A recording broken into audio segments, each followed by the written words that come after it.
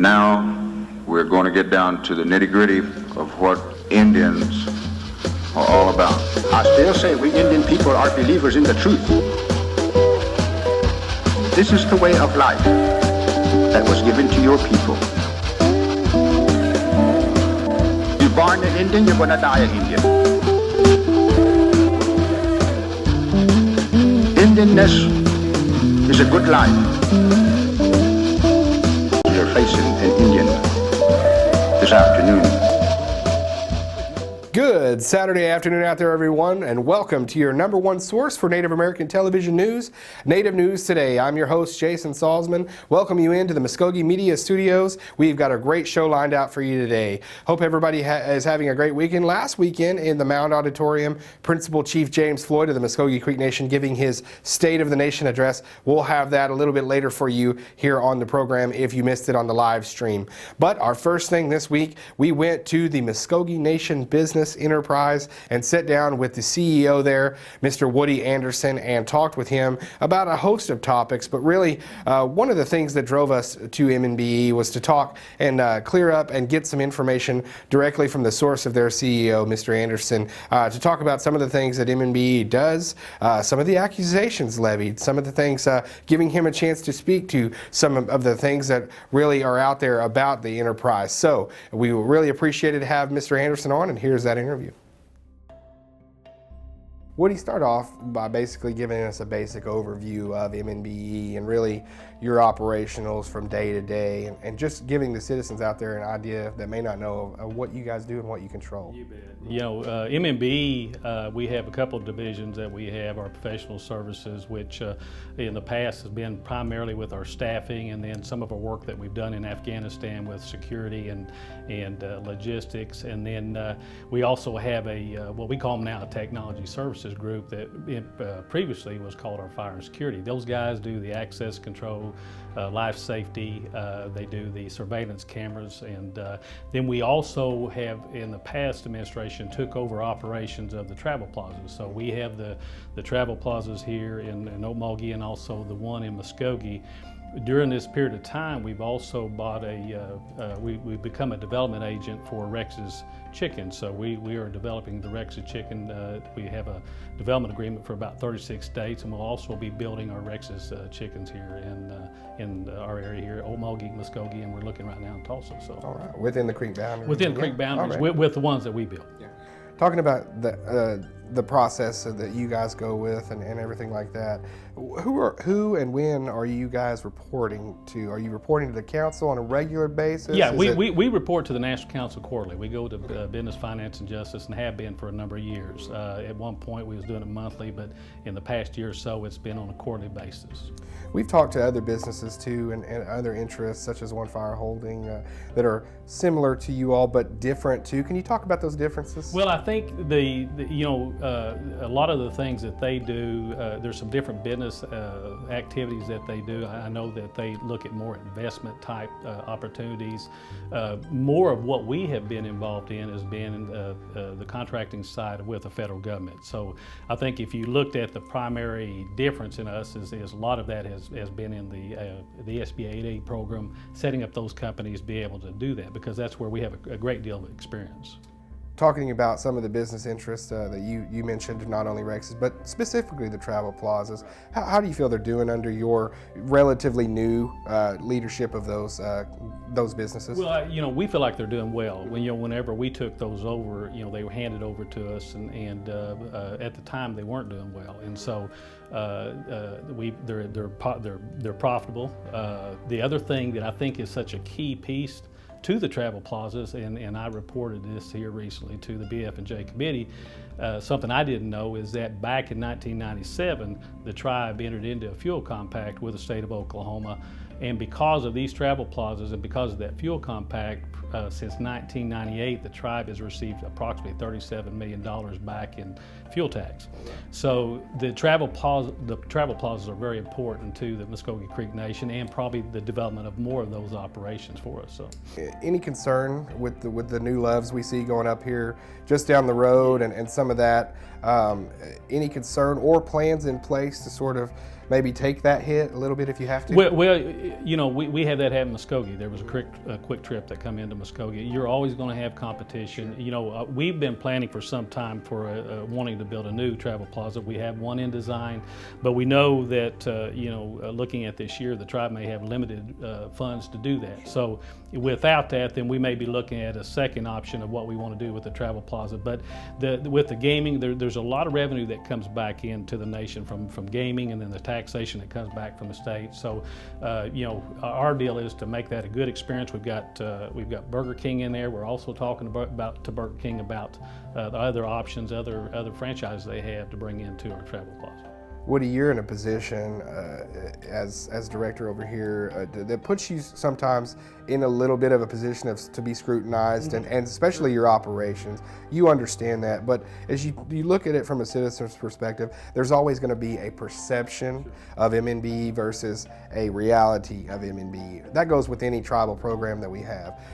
Sometimes the perception becomes a narrative of, well, they're not making much money. In fact, they're losing money.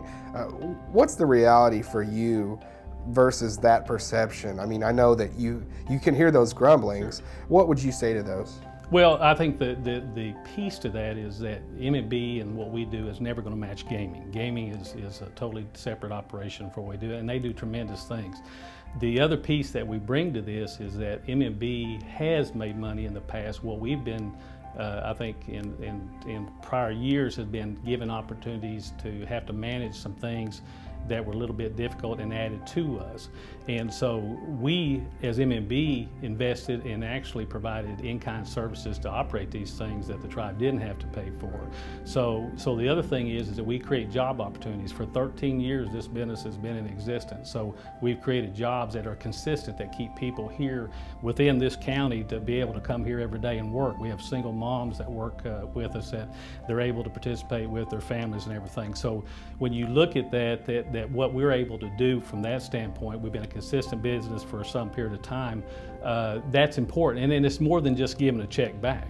I mean, we have given money back. When you look back at our company, over the years, we've given direct distribution back of about $1.5 million. You also look back and see whenever people needed help, just contributions. Over the period of time, MNBE's given almost $100,000 in help, and that includes yearly when the National Council does their Thanksgiving dinner for folks and provides food. We've given several $1,000s of that. We don't advertise that. That's nothing that we do. We've sponsored ball teams. We've helped people that's lost loved ones. You might have had people that have you know, their needing fuel for their homes. So those are things that people wouldn't know that we do, but that's there. We also have funded the new company that we helped get started, Muskogee International, which is a separate entity from us because we're an 8A graduate of the SBA 8A program. But because of that, we didn't have to go back, or MI didn't have to go back and get money from the nation. We funded that. We've helped to fund them. We've given them over $2 million. They paid some of that back. That's creating jobs. It's creating opportunity. So those are things that's not come there. The other piece to MNBE is that whenever the golf course came in, you know, we invested well over $1 million. That kept an operation over there going. We paid salaries and we paid upkeep of that. So these are dollars that we have invested back within Creek Nation or some form of that Creek Nation. So there's more to what we do than what you see on that financial. So. Well, you look to, and the nation just went through a big process, a big changeover. Within that whole process was an audit. As part of that audit, the findings for you all, as it pertain to you all only, were just that you all have policies in place that maybe differ from the Creek Nation's policies. Right. Can you describe that? Yeah, I mean, the difference you have is you got a governmental entity and you have a business entity, and so I think, you know, what you do is you take a look at that and see, well, what are those? Is it how we do with credit cards or how we do with this? So anytime that we find anything that we see that's an issue, and it would be the same thing with theirs, that you look at those audit findings and then you put things in place to help strengthen anything that's there. But that would be the only differences between those. So. You and I talked off camera not too long ago about a recent article that came out that mentioned you all as a client, basically, for the Department of Defense. It didn't look so good on the Department of Defense. You guys are just a client. My question is, that article comes out and says, well, the Department of Defense may have been doing a lot of wasteful spending.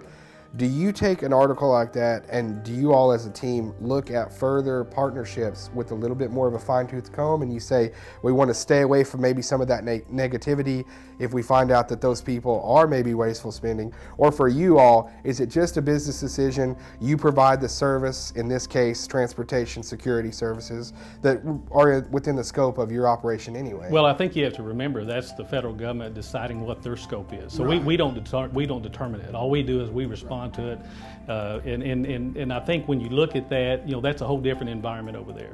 And so for us, we responded to a contract, and that's the services we provide. We didn't go in and set that up. So really the question is for them to decide, well, here's our scope, and this is what we're doing. So you don't know the internal workings of the other things that go on. You don't know the whole big picture. So we feel like that we did a good job, why we was over and did the things that we did. So really it falls back on them. Yeah, for you all, it was literally just providing a service, black and white. You provide the finances, we provide the service. Business deal. I understand that.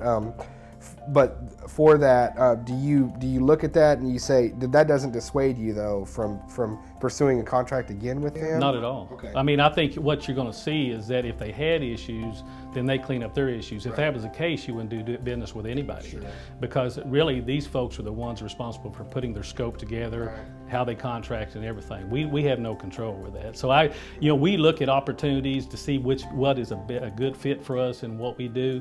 I would now depend on a situation. We'll look at all factors involved. Do we feel like it's a good project for us and things like that? But as it relates to something like this, it's something beyond our control. So. You feel like that was a good deal for you all, though? To be over there? Absolutely. Well, absolutely. And the amount, did it come back in and do some things for you? Absolutely. Right. Yeah. Also, you hear the people out there that ask about anytime we have a business entity, and like I said, with different policies and different things that they have to take care of. The business world is very different from the governmental world as far as your employees, the governmental employees. But we've heard people ask things about bonuses here at MNBE. Can you talk a little bit about your policies there? Well, the only time we've been given bonuses like this last year, we took one this past year for just as a nation. They gave a $500 bonus for full-time, $250 for part-time, and if we had any, for that, then it was, for anything less, it was about $150 for those. In past years, we've been given bonuses, but that was set up by the board, and it was based on a percentage, and it was based on our performance and everything. So, yes, sir. Do they not do that? You don't do that anymore? Or only if we were making money. Yes. Okay. Yes, sir. No, we wouldn't. For the guys this year, we followed what the tribe was doing to make sure that our employees were taken care of. So, but that was it. Yeah. Anything you have upcoming that you want the citizens to know about to maybe take a look at? Like you said, the Rex's Chicken. People have said, what happened to the Rex's Chicken? You bring that up. I'm glad you did, because the plans are in place. But anything coming up down the pike that we need to keep an eye on? Well, are you excited about? Yeah, absolutely. I think the Rex's Chicken, we're visiting with our folks in Tulsa. We're actually wanting to do that probably first in Tulsa, get that set. We're already contracting with a company called Franchise Direct, and they're the ones that get leads for us, and so it comes through a portal, and so those leads are evaluated. We're getting leads now, both internationally here in the United States, to look at the development of the Rexes. But the key for us is getting our operation going here locally for us, so we can use that as really a testing ground, and also to bring those that are interested in franchises to our location to help train them also. So we're very, very excited about that. So. Plus, we also have our Muskogee Nation businesses. Here in the last year, the nation went ahead and approved for us to start a new LLC, Muskogee Nation Businesses LLC. So we'll be forming these new LLCs underneath that. We already got one, Muskogee Staffing Solutions, that's there, and then we're looking at some asset protection. So we're moving forward with a lot of different things. So. Great, Woody. Thanks a lot. I appreciate it. Thank you. And want to thank Mr. Anderson once again there from Muskogee Nation Business Enterprise. Very candid in his comments, his thoughts there at MNBE, and we certainly appreciate that and coming on with us here at Native News Today. As I said, we are now going to show you the State of the Nation address from last weekend from Principal Chief James Floyd of the Muskogee Creek Nation. We want to thank Muskogee Creek Nation Office of Public Relations. They actually filmed this and provided it to us, and we are now providing it to you all at home. Second Chief Lewis Hicks, Speaker Lucian Tiger III, Second Speaker David Hill, and members of the National Council, our Supreme Court Justices, judges of the district court, church leaders, amigos, family, invited guests, and most of all the citizens of the great Muskogee Creek Nation, both those in attendance and those who are watching as we stream live across the nation. We welcome you this morning. Veterans, elders, and past Muskogee Creek leaders, I honor you, and I'm ever mindful of your continued efforts on behalf of our nation. Excuse me.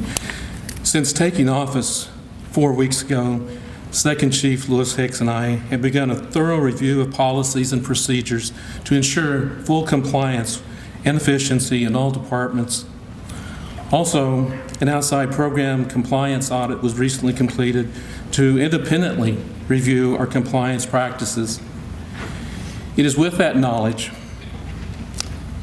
and that as your principal chief, I stand before you today to deliver the State of the Nation address of our Muskogee Creek Nation and report that the state of the nation is strong and is getting stronger.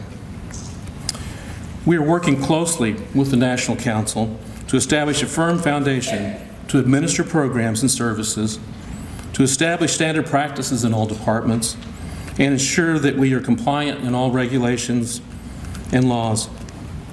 Realignment will be necessary to be more efficient, to rid ourselves of duplicative efforts, and to reduce the practice of relying upon appropriated tribal funds.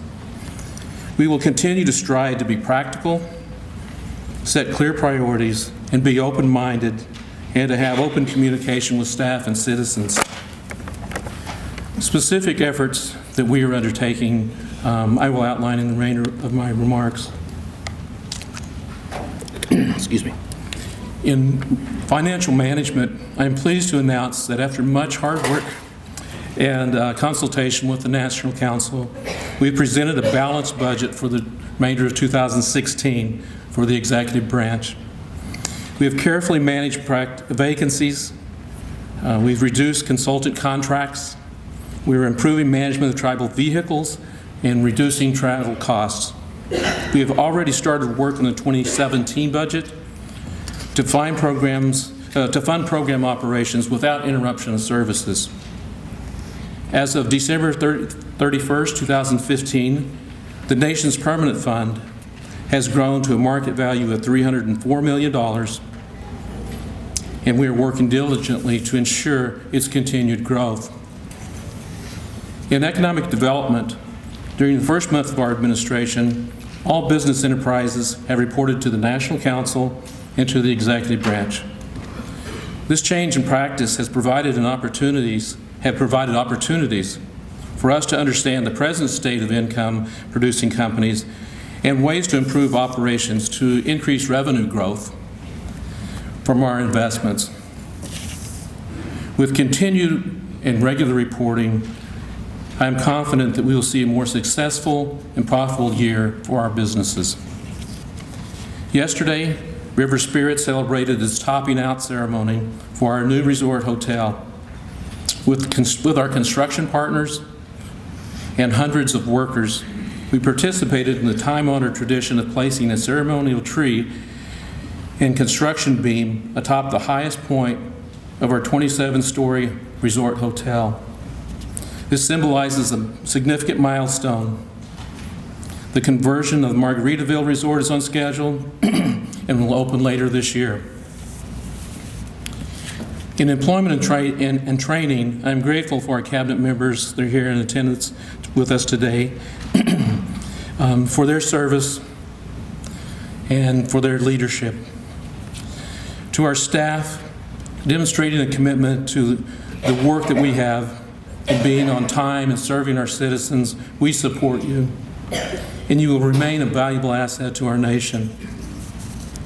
The Human Resource Management Services has reported that our nation currently employs 1,122 employees, of which 871 are of Muskogee descent, 148 are of other tribal descent, and 174 are non-native.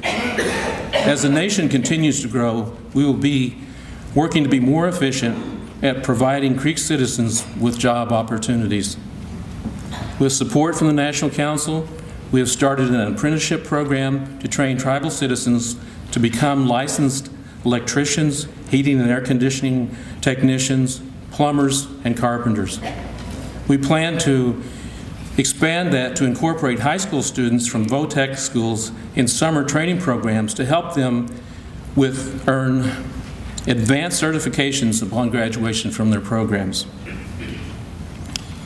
In housing, earlier this month, the Muskogee Creek Nation was selected to be among the first group of tribes in the country to receive a grant from the United States Department of Veterans Affairs to assist homeless veterans in obtaining permanent housing. We received 20 permanent vouchers, which our housing staff will administer and utilize for our tribal veterans. In an effort to better communicate housing programs and eligibility standards to our citizens, we have issued press releases, started media outreach, and published brochures. Although it may seem minor, these efforts will continue to expand to address commonly asked questions and concerns. In healthcare, the construction of the Okemah Community Hospital and a Mulgi emergency room expansion will be completed this year. The new Eufaula Clinic, a joint venture between the nation and the Indian Health Service, is nearing design completion and will soon begin construction. We have added a system-wide lead benefits advisor who will train our staff on ways to assist our patients in applying for Social Security, Medicare, Affordable Care Act insurance, and state program funds. This will help us utilize other funding sources to pay health care costs, thus saving tribal funds and increase third-party revenues. In other projects, we have begun a Fountainhead Oversight Committee to address the fee to trust issues with the Bureau of Indian Affairs and to develop a comprehensive business plan to develop our Fountainhead property into a world-class destination resort on Lake Eufaula, bringing jobs and economic growth in an underserved population area. Alternate funding proposals for restoration of the Creek Council House are being reviewed to complete the much-needed preservation of our historic symbol of our tribal government. A Council House Visitor Center is also planned in downtown Okmulgee and will serve to present our unique culture and history for the public that visit. The Muskogee Creek Nation, through the Department of Interior, has also submitted our intentions to participate in the National Land Buyback Program. In intergovernmental relations, our administration has held several meetings with Governor Mary Fallin in an effort to establish relationships and explore ways in which our nation can ensure state laws and policies include tribal participation to ensure our sovereignty remains secure and strong. Our tribal leaders continue to meet with federal and state lawmakers as well as local government leaders to ensure our needs are considered in laws, regulations, and policies. We have held positive discussions on a wide range of topics important to our future, and will continue to hold these meetings. The Muskogee media has become an independent agency within our tribe, and our administration is regularly providing information they need as journalists working to provide unbiased news reporting to our citizens through multiple media outlets. The executive branch, Office of Public Relations, will be more involved with our citizens through social media, such as Information for Our Nation videos distributed on our YouTube channel, establishment of a new Facebook page, and redesign of our tribal website to bring timely information to our citizens. To support our cultural, to support our and maintain our culture, the second chief and I are working to schedule meetings with church leaders and ceremonial ground Mikos to open communication that is important to them and our nation.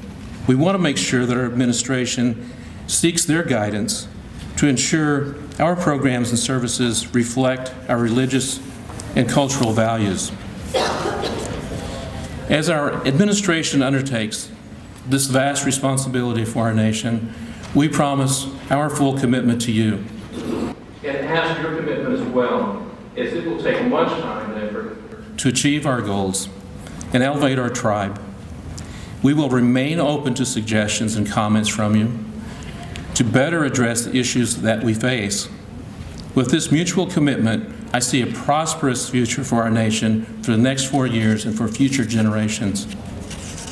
In closing, may we always be blessed for our efforts.